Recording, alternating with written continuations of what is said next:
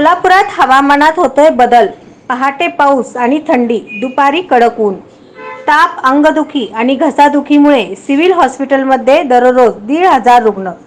छत्रपती शिवाजी महाराज शासकीय रुग्णालयात उपचारासाठी दररोज जवळपास 1,500 पेक्षा जास्त रुग्ण येत असतात। हे सगळे रुग्ण वेगवेगळ्या आजारासाठी वेगवेगळ्या विभागात जातात, पण त्यांना औषधे घेण्यासाठी मात्र एकाच ठिकाणी यावे लागते।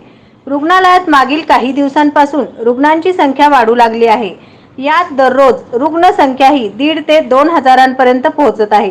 शिवाय वातावरणात वारंवार बदल होत असल्याने दररोज सर्दी, खोकला, ताप आदींचे रुग्ण वाढत आहेत। यामुळे बदलत्या वातावरणानुसार त्वचा रोग रुग्ण संख्या वाढत आहे।